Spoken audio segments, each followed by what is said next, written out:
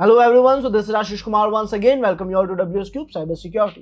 Learners, आज हम बात करने वाले हैं एक ऐसे इंटरेस्टिंग एलिमेंट के बारे में जो प्रोग्रामिंग में बहुत इंपॉर्टेंट रोल प्ले करता है। हम बात कर रहे हैं वेरिएबल्स की, जिसे आप पैरामीटर्स के नाम से भी जानते हैं। अभी वेरिएबल्स या पैरामीटर्स एग्जैक्टली है क्या? सर, कुछ ऐसे एलिमेंट्स जो अपने अंदर डेटा स्टोर करते हैं, अपने साथ कुछ वैल्यू, कुछ इंफॉर्मेशन लेके चलते हैं। फॉर एग्जाम्पल, अगर आज आपके सामने लिखा हुआ हो a इक्वल्स टू 10 प्लस 5, तो यहाँ पे वेरिएबल क्या है? सर, इस a इक्वल्स टू 10 प्लस 5 में वेरिएबल है a, बिकॉज a अपने अंदर डेटा स्टोर कर रहा है 10 प्लस 5 की वैल्यू को, विच इज 15 को कौन स्टोर कर रहा है? a स्टोर कर रहा है। तो a के अंदर एक डेटा सेव हो चुका है 15। जब भी आप पूछोगे अपने मशीन से कि भाई a के अंदर क्या डेटा पड़ा है, वो कहेगा 15 पड़ा है। या फिर अगर लिखा है नेम और उसके अंदर आप लिखते हो आशीष, नेम इक्वल्स टू लिखा है और उसके आगे आप लिख रहे हो आशीष, इसका मतलब नेम एक पैरामीटर है, नेम एक वेरिएबल है जिसने अपने अंदर एक वैल्यू स्टोर करी है, विच इज आशीष। जब भी आप कहोगे कि भाई यूजर का नेम क्या था, वो कहेगा आशीष था। तो इन पैरामीटर्स के बारे में आज हम डिस्कशन करने वाले हैं, लेकिन थोड़ा डिटेल में, और बैश प्रोग्रामिंग के कंसेप्ट में कितना इंपॉर्टेंट है।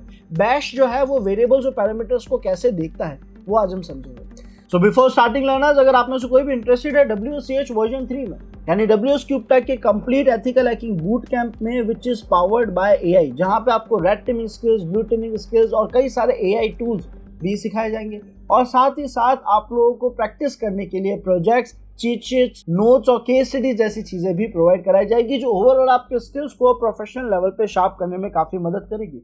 ये सारी चीजें लर्नर्स हम लाइव जूम क्लासेस के जरिए सीखेंगे, जहां पे आप एक्सपीरियंस मेंटर की गाइडेंस के अंदर सभी प्रैक्टिकल्स को परफॉर्म कर पाएंगे, अपने करियर पाथ को क्लियर कर पाएंगे और साथ ही साथ एक अच्छी डेप्थ लेवल का नॉलेज ले पाएंगे। सो अगर आप लोग इंटरेस्टेड है WSCH वर्जन 3 में, तो नीचे डिस्क्रिप्शन में दिए गए फॉर्म लिंक पे क्लिक करें और अभी एनरोल करें अपने फेवरेट कोर्स में। Thank you, enjoy video.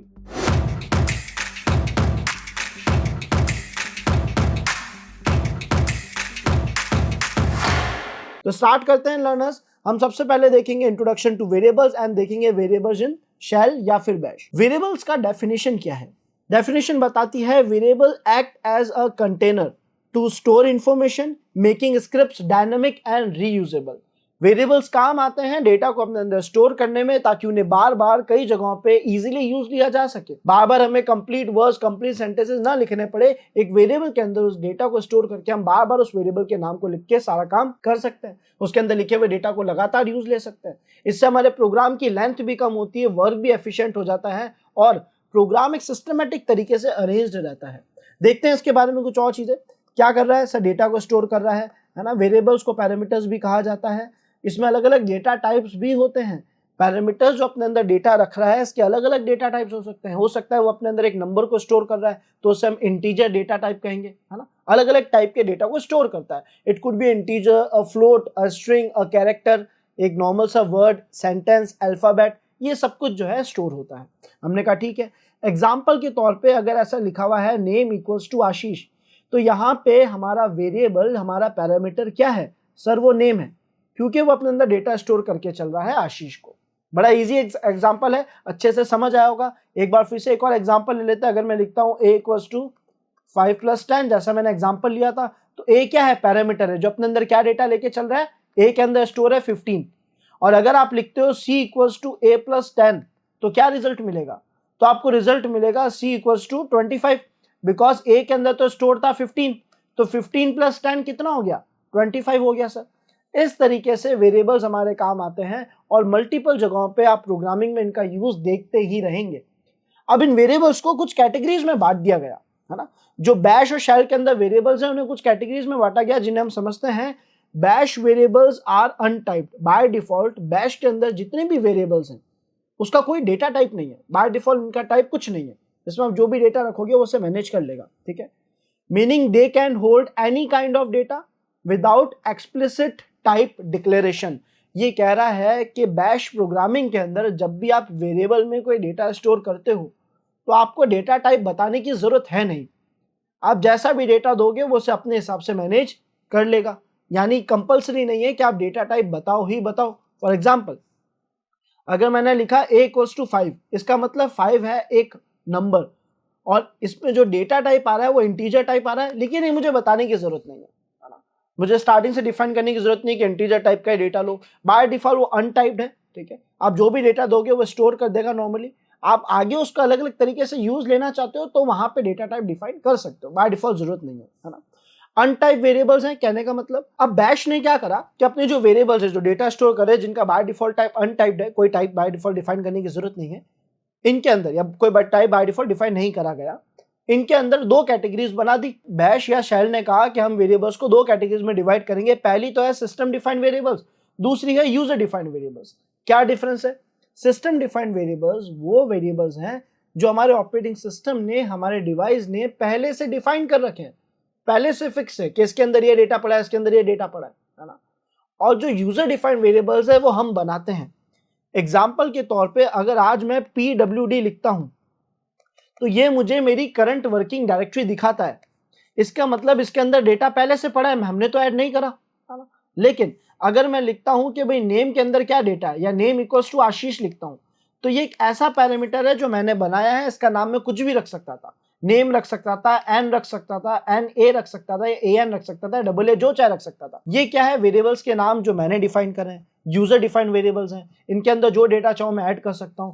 लेकिन ये PWD पहले से डिफाइंड है, सिस्टम ने इस वेरिएबल को पहले से बना रखा है, मैं बस इसके अंदर डेटा अपडेट कर सकता हूं, वो भी चाहूं तो, है ना। अदरवाइज बाय डिफॉल्ट इनमें भी डेटा रहता है।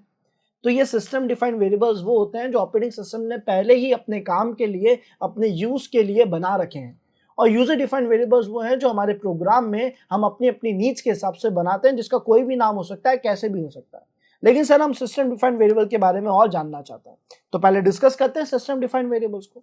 सिस्टम डिफाइंड वेरिएबल्स की डेफिनेशन क्या बता रही है? These are variables predefined, जो पहले से बना रखे हैं। किसने बनाए? लिनक्स ने, यूनिक्स सिस्टम ने, है ना। एसेंशियल फॉर शेल ऑपरेशंस, जो कि जरूरी है सभी ऑपरेशंस को मैनेज करने के लिए। हमने कहा ठीक है। प्री डिफाइंड बाय लिनक्स, इसकी डेफिनेशन के पॉइंटर्स क्या है? पहले से डिफाइंड है ना। यूज अपर केस नेमिंग, यानी से जितने भी सिस्टम डिफाइंड वेरिएबल्स उनमें खास बात यह है कि वो कंप्लीट अपर केस में होते हैं। फॉर एग्जांपल अगर मैं बात करूं PWD की, तो ये कंप्लीट अपर केस में होगा, लोअर केस में नहीं होगा, कैपिटल लेटर्स में होगा, स्मॉल लेटर्स में नहीं होगा, है ना। तो अपर केस में बाय डिफॉल्ट जितने भी वेरिएबल्स डिफाइंड है, प्री डिफाइंड वेरिएबल्स है, उन्हें हम कहते हैं हमारे सिस्टम डिफाइंड वेरिएबल्स, ठीक है। जिनको सर अगर आप देखना चाहते हो, अगर आप इन वेरिएबल्स को देखना चाहते हो, तो ये कुछ सेट ऑफ कमांड्स है जो आप यूज ले सकते हो, है ना। env है, प्रिंट env है, सेट तो वैल्यू सेट करने के काम आ जाएगा। ये वेरिएबल्स आप यूज ले सकते हो आपके सभी सिस्टम डिफाइंड वेरिएबल्स को देखने के लिए कि सर क्या जनरली सिस्टम ने कुछ वेरिएबल्स डिफाइन करे हैं, क्या वो सब कैपिटल लेटर्स में ही होते हैं, यानी अपर केस में होते हैं, उनके अंदर डेटा पहले से रखा जाता है, क्या हम भी उसे चेंज कर सकते हैं।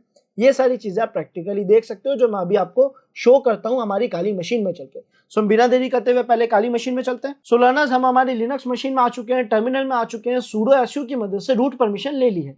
अब मैं कमांड रन करता हूं, जैसे अगर मैं लिखता हूं env, तो आप देखोगे ये मुझे मल्टीपल वेरिएबल्स लाके दे रहा है। मैं आपको वेरिएबल्स के नाम बताता हूं, जैसे कि ये एक वेरिएबल है कलर FGBG, है ना, उसके अंदर वैल्यू ये है। अगर आपको इजी समझाऊं तो जैसे डिस्प्ले की साइज बता रहा है, और स्क्रॉल डाउन करता हूं कुछ ऐसे जिसके बारे में आपको पता हो, जैसे होम नाम का वेरिएबल, होम नाम के वेरिएबल में फिलहाल क्या डेटा है? /root है, ठीक है। लैंग्वेज में फिलहाल क्या डेटा है? कुछ नहीं है, लेकिन लैंग में US इंग्लिश दे रखी है, जो कि आई थिंक कीबोर्ड के लिए हो सकती है ना। उसके अलावा सर लॉग नेम, रूट के नाम से सारा लॉग्स क्रिएट होगा। और स्क्रॉल डाउन करते हैं कुछ और ऐसे वेरिएबल, जैसे PWD नाम के वेरिएबल में पहले से डेटा पड़ा है /root, क्योंकि मेरी लोकेशन फिलहाल वो है ना। इट मींस हमें डायरेक्टली दिख रहा है कि यहाँ पे कई सारे सिस्टम डिफाइंड वेरिएबल्स है, सब विजिबल होंगे आपको, और सब में कुछ ना कुछ डेटा मेंशन्ड है। फिलहाल अभी आपने कौन से यूजर के तौर पे लॉगिन करा है वो भी मेंशन्ड है। वेरिएबल पहले ही बना रखा है, डेटा अपडेट होता रहता है एज पर मतलब सिचुएशंस और एज पर अवर केसेस, कि अगर हम किस फोल्डर में तो उसका डेटा होगा, हम किस यूजर के तौर पर लॉगिन हुए तो उसका डेटा होगा, डिपेंड करता है वो, है ना।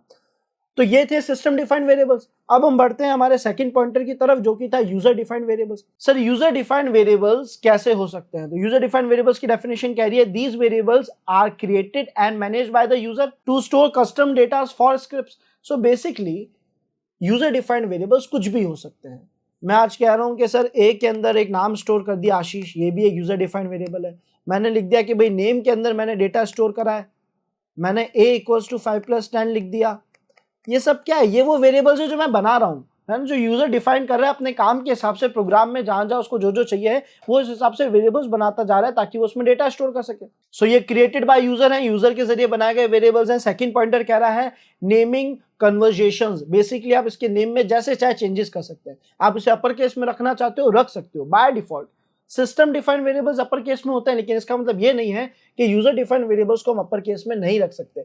आप डेफिनेटली इसे अपर केस में रख सकते हो, लोअर केस में रख सकते हो, नाम रख सकते हो, जिस तरीके से आप डिफाइन करना चाहो कर सकते हो, ठीक है। बस आप इसे बाय डिफॉल्ट लोअर केस में इसलिए रखते हो क्योंकि ये कभी भी सिस्टम वेरिएबल से कॉन्फ्लिक्ट ना करे। अब मान लेते हैं किसी रीजन से मुझे होम नाम का वेरिएबल बनाना पड़ा, है ना, यूजर डिफाइंड वेरिएबल बनाना पड़ा, लेकिन सिस्टम डिफाइंड वेरिएबल भी था। तो अगर मैं स्मॉल लेटर्स में बनाऊंगा तो वो अलग बिहेव करेगा, लेकिन अगर सर आपने कैपिटल लेटर्स में बनाया तो फिर उसमें और आप में डिफरेंशिएट क्या रहेगा? इसका मतलब कॉन्फ्लिक्ट्स होंगे, एरर्स आएंगे, आपको कंसेप्ट समझ नहीं आएगा। तो यहाँ आपको थोड़ा ध्यान रखना है कि system defined variables by default capital letters में इसलिए रखे जाते हैं ताकि आप यूजर डिफाइंड वेरिएबल्स उनसे कॉन्फ्लिक्ट ना करें।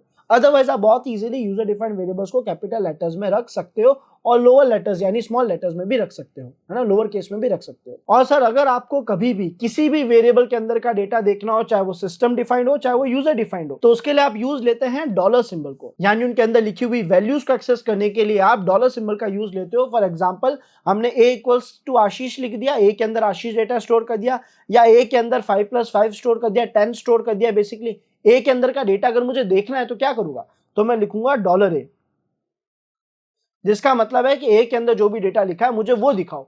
इस वेरिएबल के अंदर जो वैल्यू लिखी है मैं वो देखनी है, उसके लिए डॉलर का यूज लिया जाता है। तो ये थे हमारे वेरिएबल्स के कंसेप्ट्स। मैं उम्मीद करता हूं आप सभी को समझ आए होंगे और एक प्रोग्राम हम छोटा सा बना के देखते हैं ताकि हमें बहुत अच्छे से क्लियर हो सके। सो हम आ चुके हैं हमारे टर्मिनल पे। यहाँ पे हम एक दो सिस्टम डिफाइंड वेरिएबल्स के अंदर का डेटा भी देखना सीखेंगे, यूजर डिफाइंड वेरिएबल्स बनाकर उनके अंदर का डेटा देखना भी सीखेंगे। तो हमने यहाँ पे लिख दिया अगेन gedit students.sh, है ना, और इस फाइल में सारे डेटा को हटाकर हमने कहा कि हमें तो नए वेरिएबल्स बनाने और उनका काम सीखना है, ठीक है। सबसे पहले काम करते हैं सिस्टम डिफाइंड वेरिएबल्स देख लेते हैं। तो सिस्टम डिफाइंड वेरिएबल्स क्या क्या है? पीडब्ल्यूडी सिस्टम डिफाइंड वेरिएबल है। हमने यहाँ पे लिखा ECHO, जिसका काम है उसके अंदर लिखे हुए डेटा को टर्मिनल पे प्रिंट करना, है ना। तो हमने ECHO लिख दिया, एक फंक्शन है बेसिकली ये जिसका काम प्रिंट करने का है। अब इसके अंदर हमने लिखा डॉलर में होम। होम क्या है? एक सिस्टम डिफाइंड वेरिएबल्स है जो बाय डिफॉल्ट आपकी होम लोकेशन बताएगा क्या है, ठीक है। उसके अलावा हमने कहा पीडब्ल्यूडी भी बता दो, तो हमने यहाँ पे लिखा ECHO पीडब्ल्यूडी। ये भी एक सिस्टम डिफाइंड वेरिएबल है, इसलिए हमने इसे भी कैपिटल लेटर्स में लिखा है। अच्छा, इसके आगे हमने डॉलर नहीं लिखा तो इसके अंदर का डेटा प्रिंट नहीं होगा, अब डॉलर भी लिख दिया, ठीक है। अब मैंने कहा यूजर डिफाइंड वेरिएबल बना देते हैं नेम। नेम के आगे हमने लिख दिया आशीष, ठीक है। हमने कहा इसको भी प्रिंट करते हैं, तो हमने यहाँ पे लिखा हाई स्पेस डॉलर आशीष या नेम, नॉट आशीष, वेरिएबल का नाम आता है ना। तो हमने कहा भाई हाई के आगे जो नेम है वो प्रिंट करा दो और एको में प्रिंट करा दो योर करंट लोकेशन इज। इस तरीके से हमने इसे सेव करा और अब रन करके देखते हैं कि क्या system defined user defined variables के अंदर पहले से डेटा था नहीं था, हम उसे देख सकते हैं कि नहीं देख सकते। हमने लिखा $students.sh, एंटर प्रेस करा। आप देख सकते हो सबसे पहले बता रहा है कि आपकी होम लोकेशन रूट है, फिर आपको बता रहा है कि आपकी जो करंट लोकेशन है वो भी /रूट है। पीडब्ल्यूडी का एड्रेस क्या आ रहा है? रूट आ रहा है, चेक कर लो। पीडब्ल्यूडी लिखा /रूट आ रहा है, रिजल्ट सेम है। और उसके बाद आपने हाई के आगे नेम वेरिएबल के अंदर का डेटा कॉल किया था विच इज आशीष। तो मैं user defined variables, system defined variables, उम्मीद करता हूं बहुत ही अच्छे से क्लियर हो गए होंगे। सो लर्नर्स, मिलते हैं नेक्स्ट वीडियो में। Thanks for watching this video.